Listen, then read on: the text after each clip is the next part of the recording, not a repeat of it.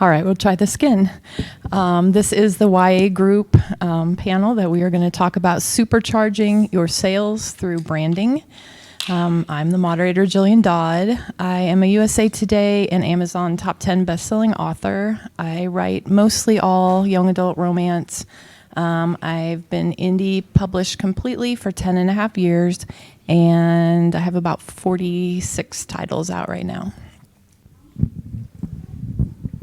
Hi, I'm Angie Stanton, and I write generally contemporary books. I have 10 books out. I'm a hybrid author, which means I've got 6 traditional and 4 indie. 2 of those traditional started as indie books. I have been translated into 4 languages, and I am the winner of a National Reader's Choice Award. I'm Kyla Stone. I've been publishing since 2017. I have post-apocalyptic thriller books as well as a YA dystopian series and 2 YA contemporary novels and a YA historical Greek mythology book that does not sell. But it exists, it's there. I'm also a USA Today bestselling author. Hi, my name is Kelsie Stelting. I write YA contemporary romance. I've been publishing since 2016, and I have 26 books out now. My most popular series is the Curvy Girl Club, which has 9, almost 10 books in it now. All right, our first question is, what is branding, and what is you guys' brand? I can start down here.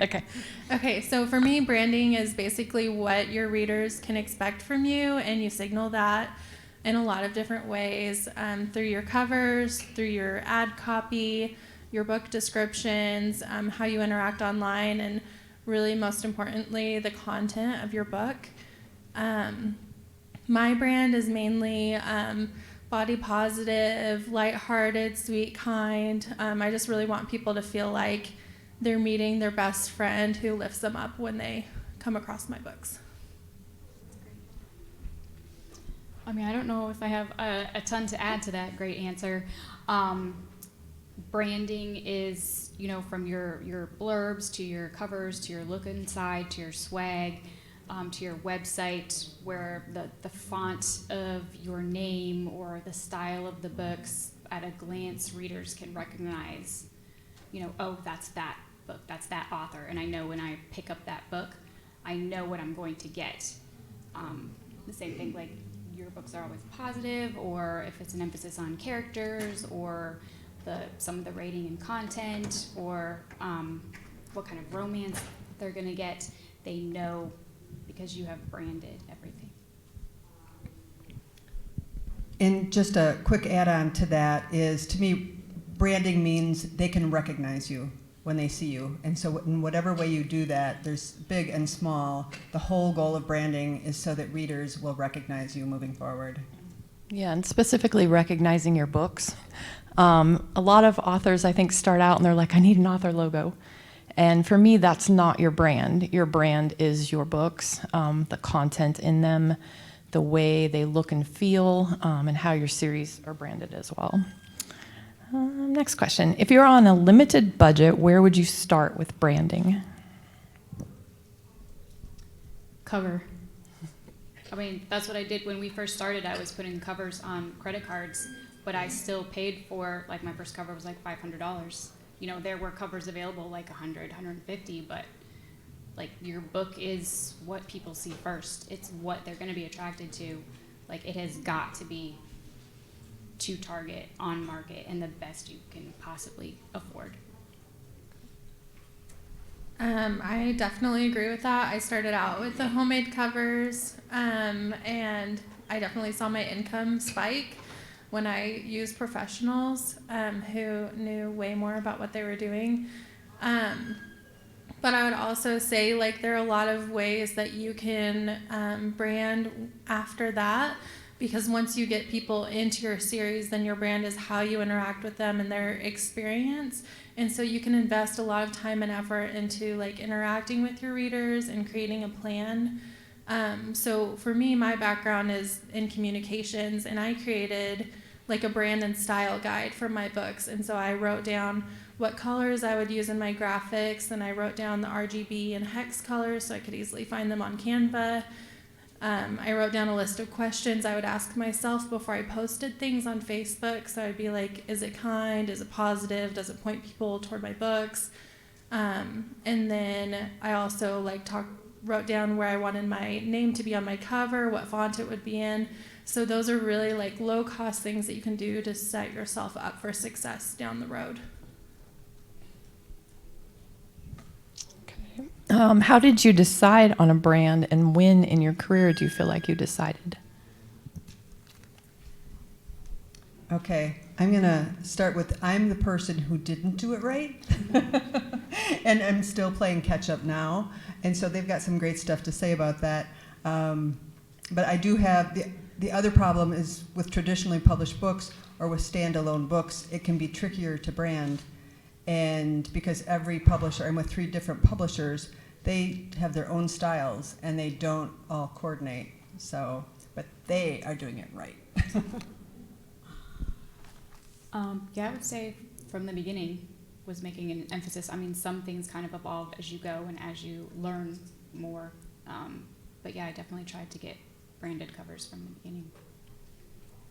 Yeah, I didn't start out that way at all.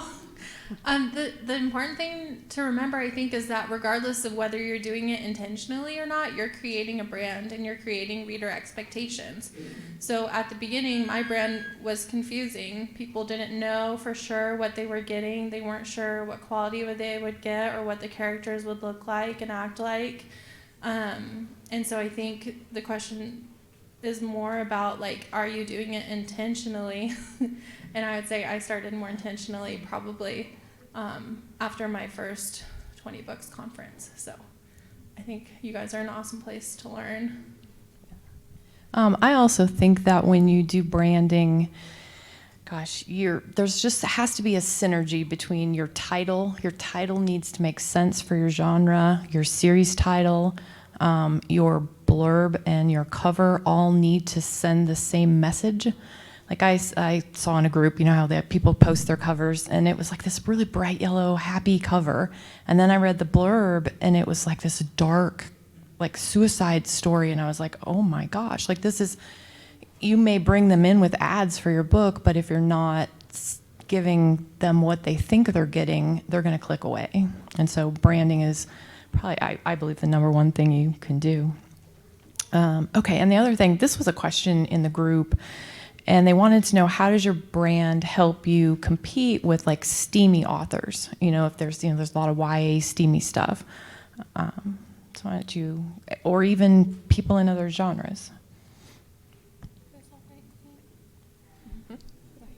I write like clean and sweet, and so I think like there's definitely a market for that. You just have to think like there's a reader out there who wants your book, and you have to signal to them on how to find it. I don't think that my competition is steamy authors. I think my competition is like Netflix and Facebook. So I think just like being really clear about that is what's important in the sweet and clean market, because people really want to know what they're getting into. I say at the bottom of the blurb that this book is PG-13 and does not contain sex or graphic violence or whatever. I know not everybody does that, but especially since I have a lot of books in the post-apocalyptic genre, and strangely enough, a lot of them don't like a lot of harsh language. They don't want sex in their books. So just saying that right up front, they know what they're getting. Yeah, and just to add to that, hopefully by the branding you're doing, they can tell what type of book they're getting, if you're doing it correctly. How do you keep your brand consistent if you write multiple genres or tropes? I think Kelsie talked about that earlier in having like her author name in the same spot on her book covers everywhere, and similar fonts and all of that. Yeah, I would say the same, that the author name is the same. And also, like, I use the same cover designer, so he has the same style. So even if it's a different type of book, the same, like, color use and artistic graphics and stuff is similar enough that it's recognizable. Yeah, I agree with all of that. I think like the question is if you're using different tropes or if you're writing in a different genre. I think there are room for lots of tropes when you're writing within the same niche. I would just think about what your brand really is and narrow down on it. Maybe it's harder to write just in one lane. Like I write YA curvy girl romance, and I try to stick to that even if I'm writing billionaires or cowboys or whatever it is. And then maybe a new pen name if you're trying to write something too far different. Mm-hmm. Yeah, if it's not like an adjacent genre or sister genre where it's just a little half step over, then I agree, pen name. And so for me, I have a spy series. I have a lot of kind of gossip girly kind of stuff. I do it through color a lot. So like most of my covers have pink or gold or really pretty pastel colors. And so I think when you see it, even though it's different, it still looks like my book. And that's important to me. And then we're going to talk about like where else do you use your brand besides the sales page? And how do you reach readers that way? Well, ideally, you will use that brand in your newsletters with the same colors, with the same title fonts, and draw that into your ads, draw that into your social media posts. And again, I think the easiest way to do that is with your colors, but also with your tone. So if you're a humorous writer and you're quirky and fun and you just carry that through.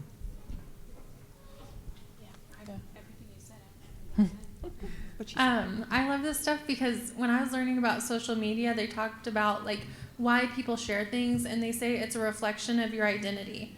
And so like you want to think about like, do people want to identify with your brand? And so it's harder for like toilet paper companies because you don't want to identify with using toilet paper, I guess. But with books, there's so many cool things. Like if you write fantasy, like do you want to identify with being a really creative and whimsical person, or do you want to identify with being like intense and thoughtful and calculating? I think just how people relate with you as an author in your books is a really great way to use that. And I also use it like if you go to my website, my online store, any of my social media, my newsletter, they all look exactly the same. I use the same picture for all of them just because it's easy recognizable as my page, so they know they're at the right place. How important do you think branding has been to your career?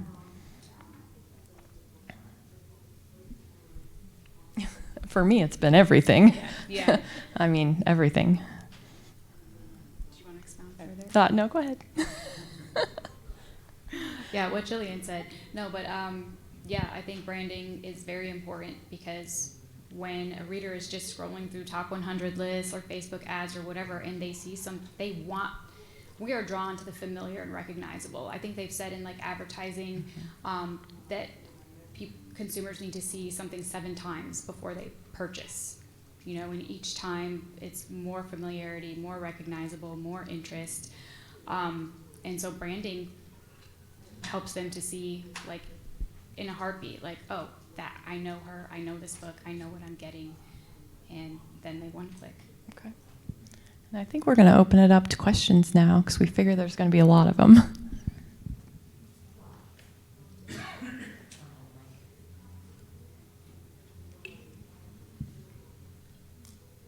Well, if nobody else is going to ask a question. So I write a 5-book YA, maybe possibly middle grade series called The Catmage Chronicles, and my cover designer initially made me a badge, a long stripe with a fancy oval thing that says The Catmage Chronicles in it. And what I've been doing is using that badge to distinguish my newsletter, my advertising, and when I'm writing a prequel and short stories, reader magnets, and I have the Catmage Chronicles badge across all of them, which is what I think you are all suggesting we do. Yes and no. When it's your first series, that's fantastic. But when you start to write another one, you're probably not going to want to use that badge. No, I'm not going to have all cat mages. You're correct. Right. So now what do I do? Because I'm not well known yet, and I can change my covers. Well, you don't have to change your covers. You can just, maybe you have if a logo like that as your brand, kind of, maybe you create a different one for each series, right? That's a great idea. Thank you. Yeah, or maybe there's even like a piece of that badge that you can include across all of your author things. Like if there's a flame in it, then you carry the flame across. Like it doesn't have to be necessarily your series logo. Thank you. Hi there. So for those of us who write both YA sci-fi and fantasy, would you say it's a good idea to keep the brand together because they're close enough together, or would you say that it's better to split the two and maybe get a pen name? They're both YA. Yeah, thanks.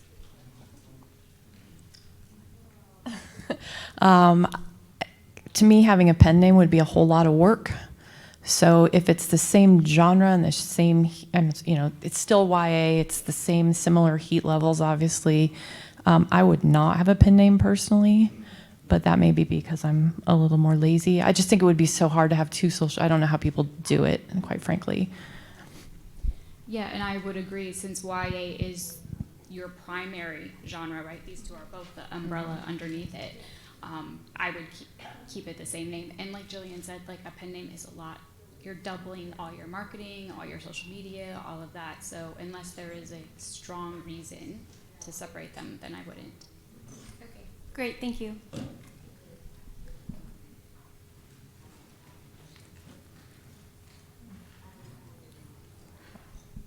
Do you guys suggest a tagline? Like for your author, like Yeah, for the author, yeah. I think it can be really good, like in advertising and things like that, depending on how you're advertising. Like for me, I have a Curvy Girl series, and so I always try to include like body positive romance in my ad copy so they know what to expect, and so they associate my name and my books with that. Because I'm dealing with all different styles of cover, and I don't have branding across my covers, which I'm hopefully going to be fixing all of that slowly over time. I'm working at coming up with a tagline like that I can have on my headers and my social media that basically says the kind of stories that I tell. Underdogs who, female characters who find their power, but more eloquently said. I don't have a tagline. I think I try to just always give the reader the same thing every time, which is a big, fat, happy ending and lots of cliffhangers to get there. So that's pretty much what you get from me.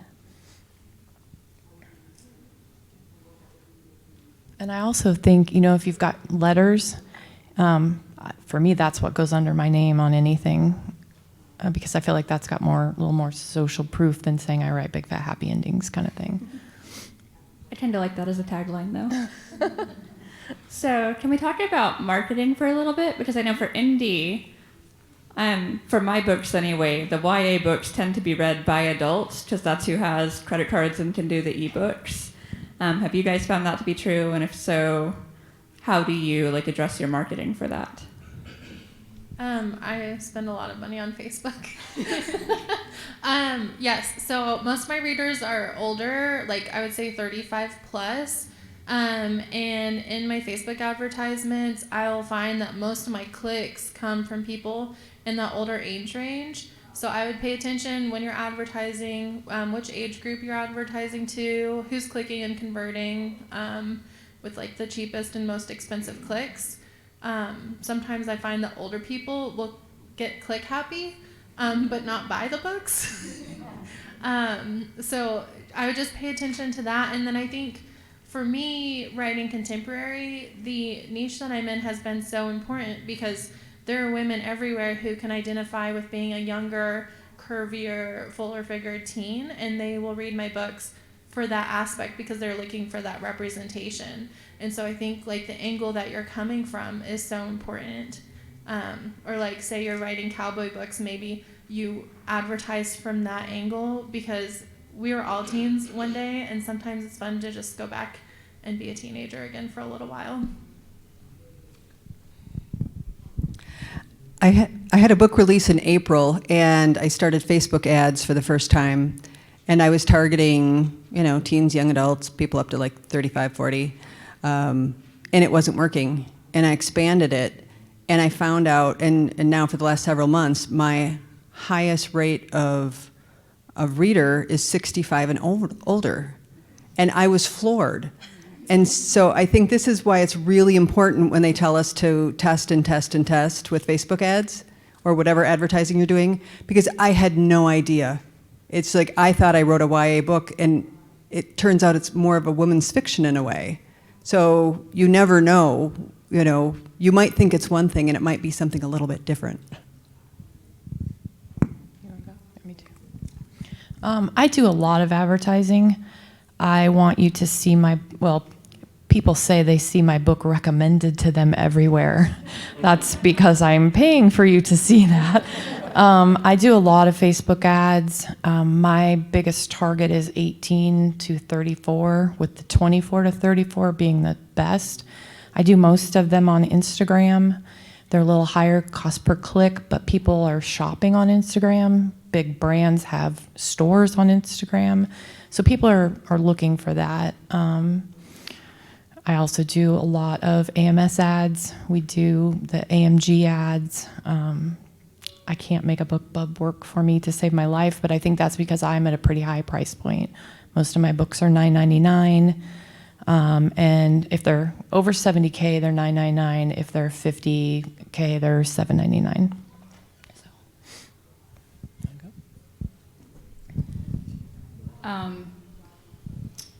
I find the same thing, that most of my audience is adults, and that's who I market to on Facebook and AMS ads. Of course, you're comparing other books, so advertising based on other YA books. But yeah, my age range is also 50 plus. Jillian, can you just address, you gave us your price points. Are those books in Kindle Unlimited? I was wide until 2 years ago in November, and I always did the large majority. Well, I was about 50-50 Amazon, Apple, and I always did really, really well there. We made the decision to start doing some heavy ads on Amazon and decided to try one series into KU. It did really, really well. My first book I ever wrote hit number 6 in the store, and it was one of the top 55 books on all of Amazon for the year of 2020. So don't forget about your backlist. I think that's a huge thing.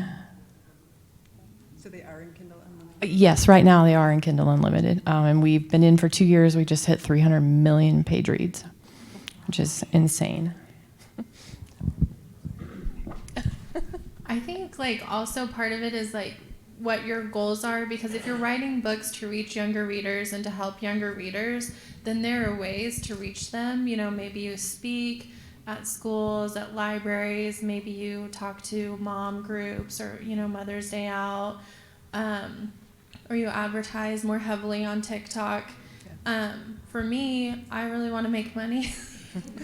And the time that I can spend creating a Facebook ad and testing it is so much less than I can trying to make those networking connections and going out and finding teens. And I don't really want to sacrifice my income for a traditional deal that might help me get in more bookstores where teens are shopping. So I think that's really goal-based too.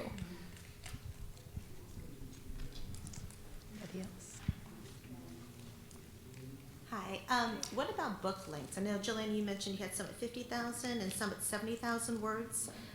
Is there a sweet spot as far as you're finding, as far as length of number of words in your books? So I write first person present tense, and I think those tend to be a little longer.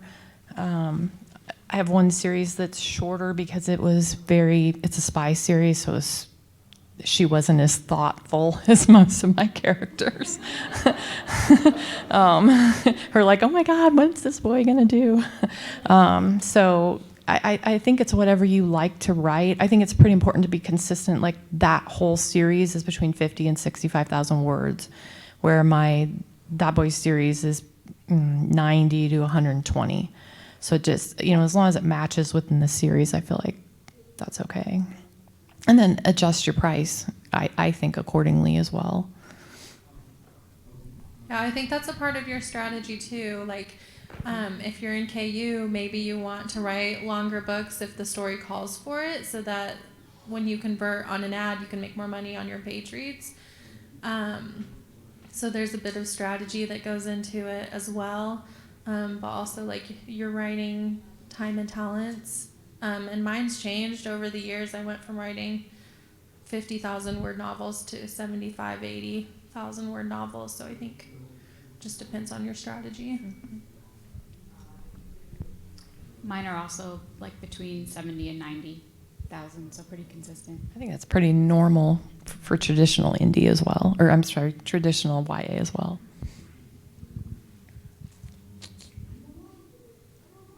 All right. Do you guys have any questions?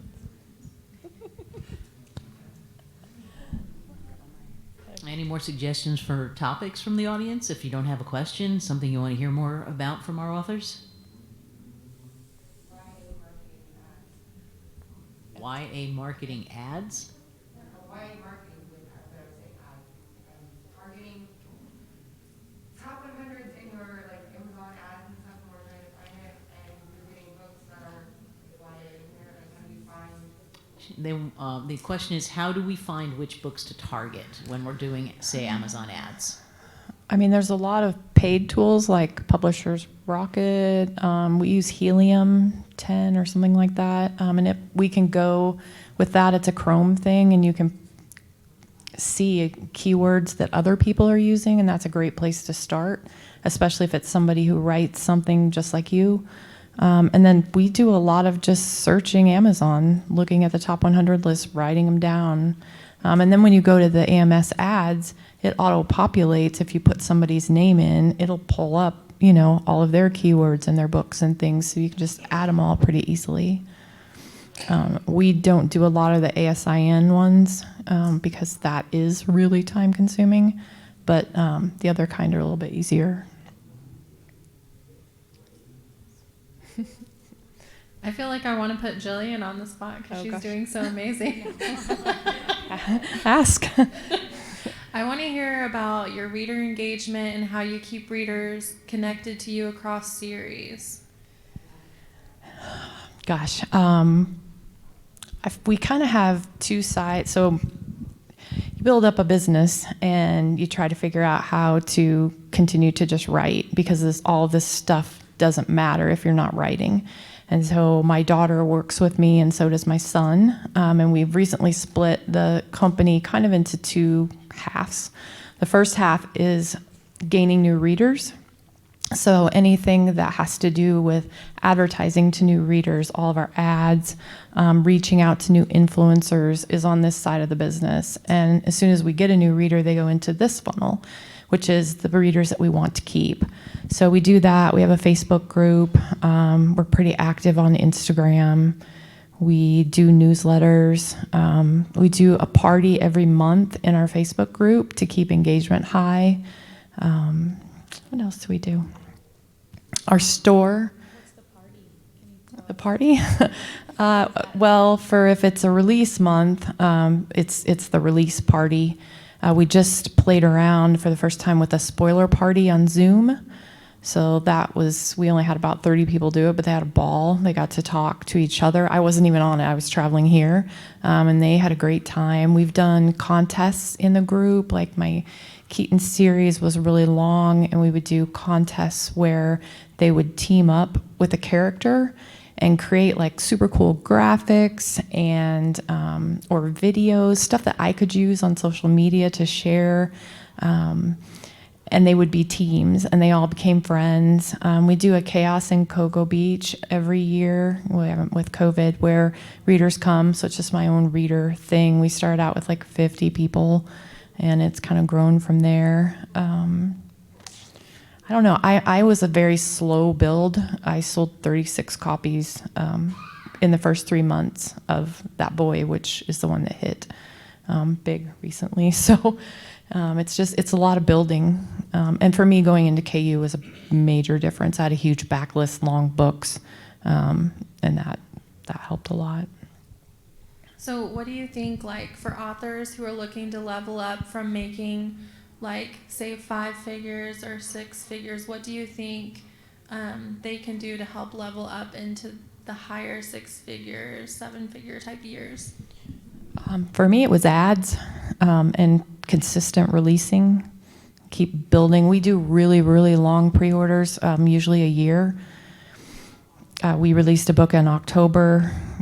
The next one comes out in April, but the June release that we had, it came out like June 8th. The next one is June 7th to hit that one, next year to hit that 1 year. You can always move them up. In fact, we're going to do a secret, my Keaton series is a popular series for me, and I'm doing a spin-off of that. And so we're doing a Christmas story that's going to kind of space between when it ended and when the new one starts, because it's the next generation. And so we are going to do a year pre-order with no cover, just the words of the series title, because we want to capture readers. The other thing I think is really important is back matter. Like you should look at back matter of authors who are selling really well and see what they do. We treat it almost like a newsletter funnel where, when they finish this book, literally that doesn't even say the end, it says get the next book. And if you don't want the next book, here's a preview of it so you can read it, and then it's get the next book. So I'm curious, if doing such a long pre-order, are you doing just like one release a year then, or is it multiple books that are on a long pre-order cycle?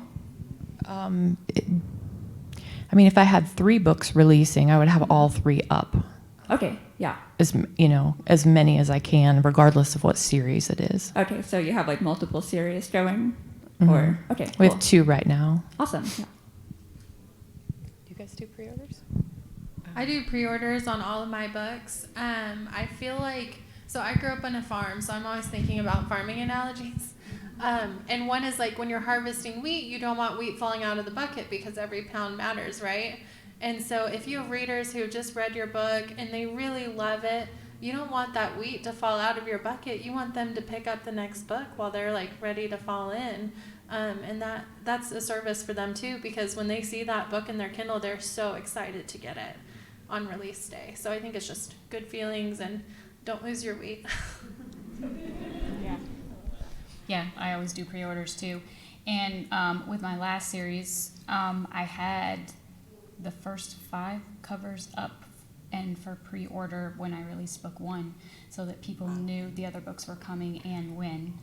I don't know if 5 books is but 3, like having the first 3 up is a good idea. That's incredible. So I'd like to ask one question. So you talked about pre-orders. Do you also put the first chapter of the next book in the end of the book that's available to them? I do. And then, Or I might abbreviate it a bit, but I try to snag them. and then would you put the pre-order link behind that? Is that what you would do? Yes, absolutely. And at the top. Yeah, I would do the pre-order link like right after the end. And then you can say right under it, keep reading for a bonus chapter, and then do the pre-order link again at the end of the bonus chapter. There's no limit to how many links you can put in there to capture them right at the end, and then if you're doing a sample chapter, after the sample chapter. I usually don't have it ready, so it goes in once the book. It goes in the last book as soon as the next book is done on my side, or at least edited. Well, I never do a half-edited one. They're always fully edited. So I did something a little different since I write romance, and so each book is a new couple, but they're all like a group of friends, and so instead of doing a chapter after the book is over, I've done an epilogue from the next character's point of view, and it kind of hints at the next character's like story arc and gets them excited. And since mine really revolves around like friendship, the readers get excited to pick up the next person's story. I have a question for you on that. Do you include it in the book, or are you making them sign up for your newsletter to get that blog? So that one's included in the book, but I also do a bonus story, usually from the hero's point of view, as a bonus like if you want to see him give her a special gift, 3 months later, sign up for my newsletter, and readers adore that. And I write mostly from the girl's point of view, and so they're like, if they can see the guy thinking how beautiful the girl is and like really showing her affection, they adore it. And this is something I did not do until recently, but it's shocking how many people have built newsletters that way. So Yeah, I would say like I went from having like 1 in 20 or 30 people sign up when I offer like get a free story on my newsletter. When I did just like a 2,000 word short story or a 500 word short story, it went to 1 in 5. So it was like exponential growth. and you put the link right at the end of the book. Yeah. Mm-hmm. I say if you want to keep reading the series, get this, and if you want to get this special short story, get this, like right after the end. We deliver them, I'm assuming you do, through BookFunnel. Yeah, I use BookFunnel. So if your wheat has fallen out of your basket, is it worth like doing another book in that series? Like if it's been a while since... She says yes. Oh, I don't know. I think it's important for your promise to readers that you finish a series, especially if it's cliffhangers. If it's a series of standalones or it was a standalone and you're making it more, I think series are golden, for at least for me, in YA. So I don't. Yeah, I did this the wrong way. So I had one book that just like completely took off. Everyone loved it. They asked me for a second book, and I like kind of was like, I don't know if I want to do that or not. Blah, blah, blah. So a year later, I released a second book, but I lost so many readers that it's just like it's never gotten the same popularity as book one, and then book one didn't have the chance to grow extra with the extra stories. So I would just think long and hard about it. Like if it's a standalone, if I could go back, I'd probably just leave it a standalone and work on a new series like the right way from the start. Thank you. Yeah, and I would say the same thing. If there's been a long time between like book 1 and 2 or book 2 and 3, like you lose the Amazon algorithm love, like you lose it all. I've seen my friends release a book in a series after a long time and have it not do nearly as well as the rest. And sometimes, you know, when we're thinking of a career and we do have to think about money as well as art and the love of doing it, if it's not making you much money, it's probably better to just start fresh with a new series. Okay, thank you. I think we have time for one more question. I'm short. Hi, I'm Heather Costa. I'm an audiobook narrator. I was wondering, how do you specifically market your audiobook versions of the titles that you have, the series that you do? This is something I really want to work on, trying to reach that actual audio market. We don't advertise to them right now. What I try to do is always have a simultaneous release so that all of my advertising efforts for whatever book is out there is they get to choose hardcover, softcover, audio, and ebook all at the same time. And to add to that, whenever I do my ads, I always include that it's available in audio and include the link in the ad itself. Oh, great. Yeah. Thank you. Yeah, I agree with what Angie and Jillian said, like some more ebooks. And then also it's kind of fun if you're wide with audio and your books are at libraries. I'll have people comment on my ads that like, oh, I don't have the money for this month. And I'll say, oh, well, if you have a library card, maybe you can get the audiobook for free. So I'm still making money on it, and maybe it's just another avenue for them. Awesome. Thank you. Talk about your YouTube. Oh, YouTube. Oh, yeah, I do that. So I did a YouTube experiment, and I put a couple of my book 1 audios up for free. And I've gotten several thousand views of those, and I think it's up to my audiobook sales.